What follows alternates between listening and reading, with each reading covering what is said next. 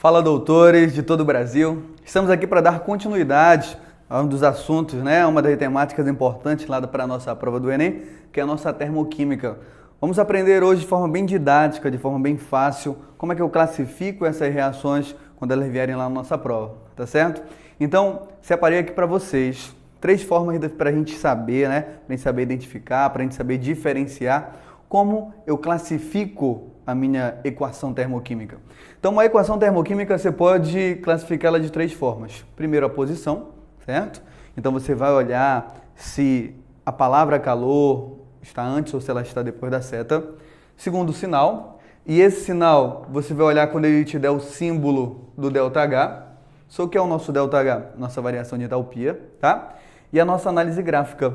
Olhar se o gráfico ele é crescente, olhar se o gráfico é decrescente. Então, quando você se deparar lá na sua prova com uma questão de termoquímica, você tem 3 formas de analisar se a reação ela é endo ou se a reação ela é iso. Primeira, a posição, certo? Segundo, o sinal. E a terceira, análise gráfica. Vamos aqui para a nossa primeira forma de analisar. Então, quando você olhar a posição, tá? Em uma reação, você tem 2 pontos. Ele pode te dar a palavra calor, tá? Ou em vez dele pegar a palavra calor, ele pode te dar um valor do calor. Só como é que eu vou saber que o valor é do calor? Kilojoule, quilocaloria, São valores unidades que informam para você que estamos falando sobre essa energia calorífica, sobre esse calor. Então, olha lá, atenção. Quando você olhar a posição, certo? Posição. A palavra calor, ela pode estar antes da seta, ou a palavra calor, ela pode estar depois da seta. Toda vez que a palavra calor estiver escrita antes da seta, isso indica para você que esse calor aqui ele está sendo absorvido. Logo, essa reação química ela vai ser classificada como uma reação endotérmica.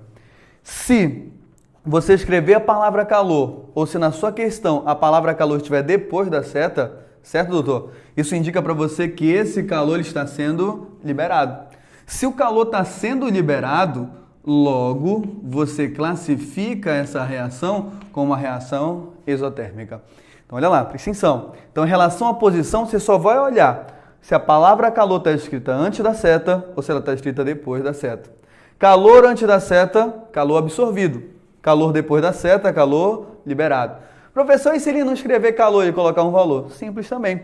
Então, quando ele colocar o valor, você só vai localizar esse valor que ele dá.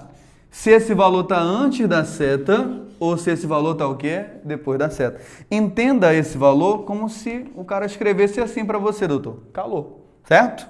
Calor antes da seta indica um calor absorvido, então a reação vai ser endotérmica.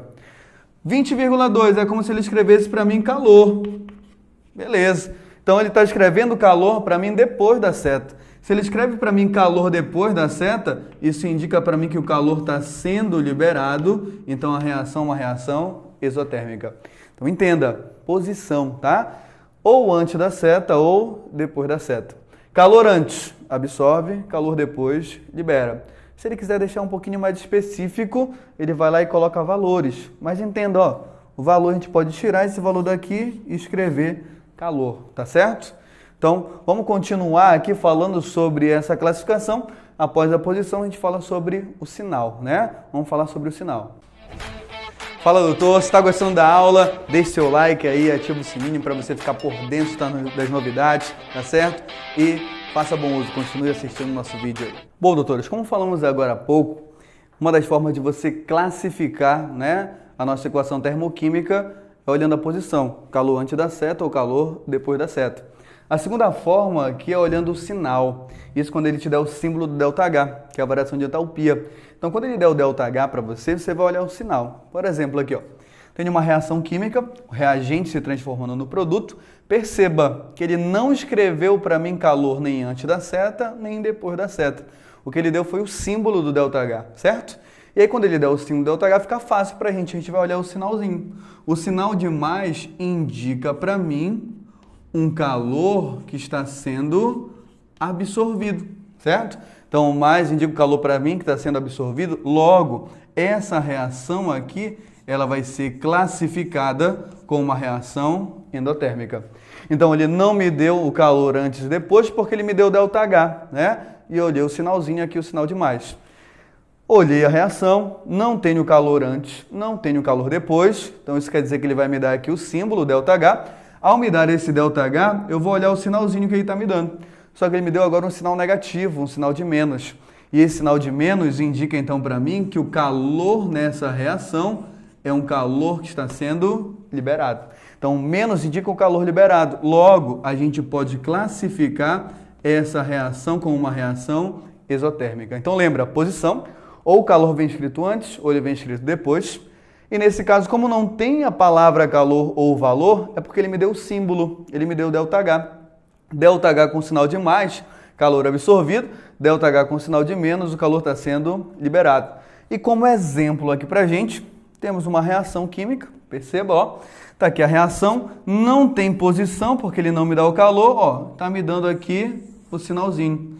Sinalzinho de menos classifica a reação como uma reação exotérmica.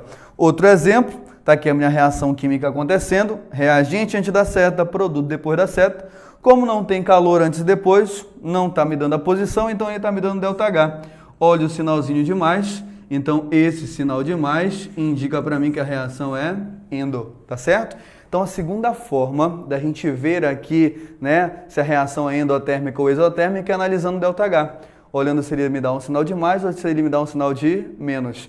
Então vamos agora para a nossa última forma de análise, né? A terceira, que seria aqui a nossa análise gráfica, tá? Então, em relação à nossa análise gráfica, o que a gente pode falar dela? Vamos aqui para outro quadro. Então, doutores, vamos para cá, né? Vamos terminar aqui a nossa análise.